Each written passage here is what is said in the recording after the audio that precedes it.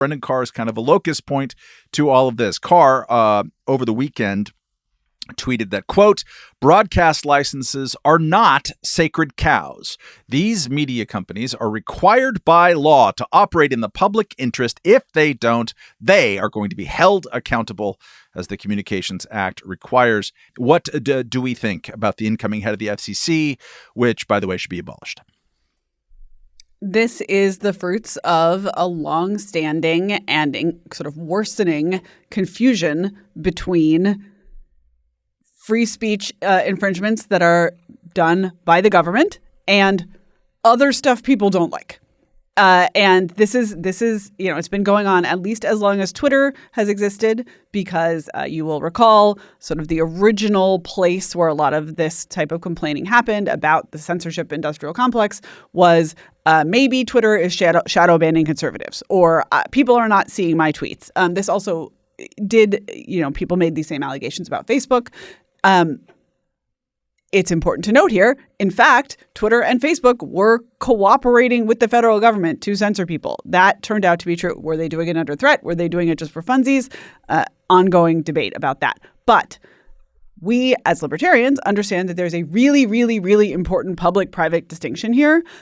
Conservatives in America have been eroding that distinction. They have been choosing to no longer recognize that distinction. And so it means that you get someone who I think probably says in all sincerity he believes in free speech, but he means he will threaten broadcast licenses and threaten totally private ratings services, because to him, free speech are the people that I like being allowed to say anything they want anywhere, and are the people I don't like getting watched.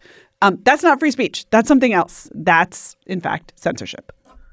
Peter, what do we think about the next 4 years in the FCC? What is something that the FCC might do for good or for ill that seems possible or plausible in Trump's second administration? So the thing I want to focus people on is not what the FCC might do, but the ways in which it might be constrained. To go back to our previous discussion, one of the things that Vivek and Elon Musk have talked about in terms of, well, this is going to help restrain the regulatory state is the Chevron ruling in Loper Bright.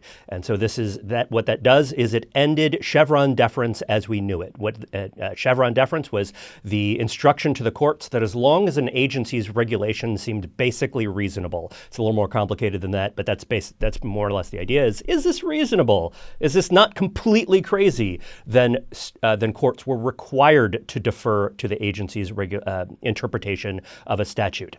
Courts are no longer required to defer. They can, however, if they would like, but they get to make that judgment for themselves. And so what that means is that if the FCC is doing unconstitutional stuff or potentially unconstitutional stuff, then that's going to go to the courts, and the courts will no longer be required to defer to the agency's interpretation of the statute. And so I think that one of the things that we might end up seeing here is that the FCC might end up talking a big game, trying some stuff, and then it goes to the courts, and it's probably bad, but it gets thrown out, and it doesn't actually end up holding, having a huge effect. This is more or less what we've seen in Texas and Florida, where they have tried these social media laws, knowing more or less that they are unconstitutional up front, but the governors pass them because they're stunts, because they want to be seen passing them. And so I think that we may see in the Trump administration a situation where the FCC is like, we're going to stop these big tech companies, and they issue some rules, and those rules are, or they issue some interpretations of legislation, and the interpretations are fairly obviously unconstitutional under the First Amendment. They end up going through the court process. It's annoying. It's bad. They shouldn't be doing that. But in the end, the courts just throw them out because the courts no longer have to defer to agencies, thanks to the Chevron ruling that came out earlier this year. All I can hear when you're describing that process is just the absolutely horrific deadweight loss to the economy and bad. The suppression of innovation, right? I mean, it's like, I think the story you're telling is right. And I also just see all the next Elon Musks being like, you know what? Fuck it. Never mind. I'm not going to bother. If I have to do this to launch a television station or start the new social media platform that I want to start or whatever it is, it's not worth it. And I'm going to spend my talents elsewhere. And that is the tragedy of censorship in all of its forms by the state.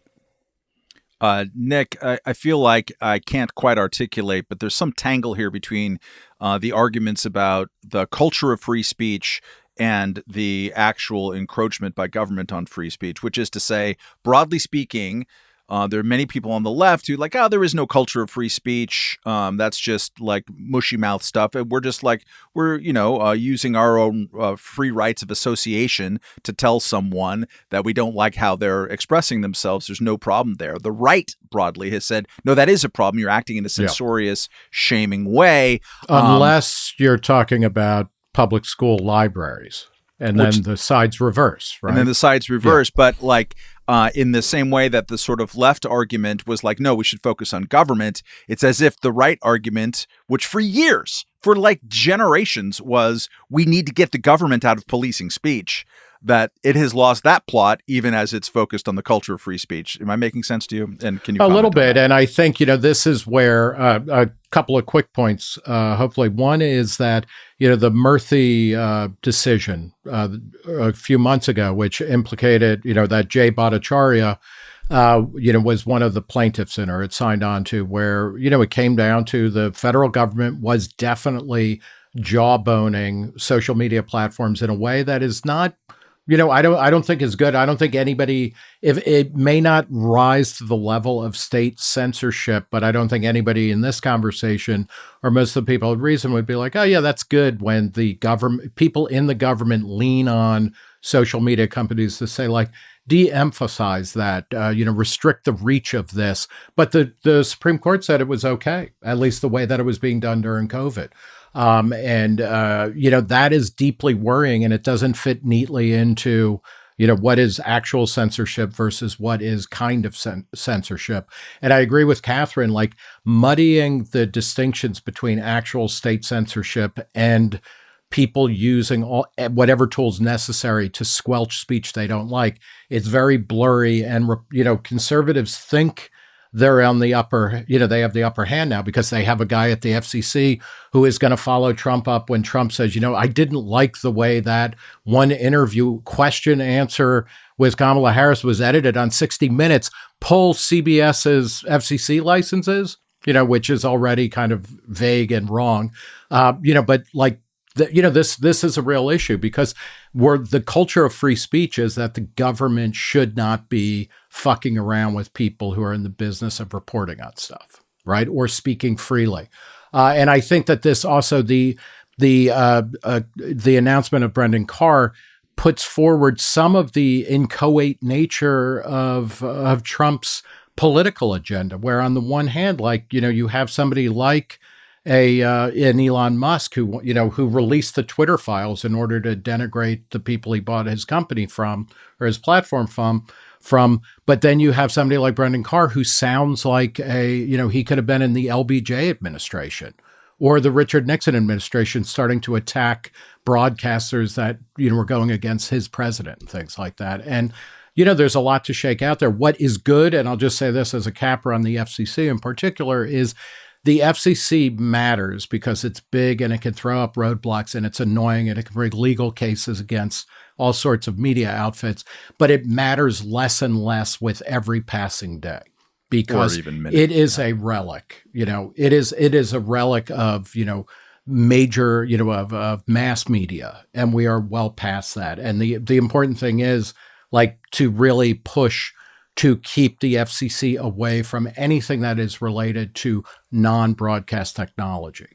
I just want to say there's like a very, very, very clear parallel here in the same way that we found it deeply objectionable and like clearly a violation of free speech principles for the CDC and other federal agencies to say to Twitter and Facebook during COVID, gee, that's an awfully nice social media website you have there. It sure would be a shame if something happened to it because you let misinformation run rampant on it. And specifically these pieces of misinformation, which we will be emailing you to note that we object to them. That is the same thing as, gee, that's a nice broadcast license you have there. It sure would be a shame if something happened to your network because of the type of information that you put on it or the way that you edited your products. It's the same. They are both violations of free speech, and those are currently being practiced left, right, but They could be being practiced right, left any day now. That was a clip from the Reason Roundtable podcast. To watch more clips, go here. To watch the whole show, go here. And subscribe to the Reason Roundtable wherever you get your podcasts.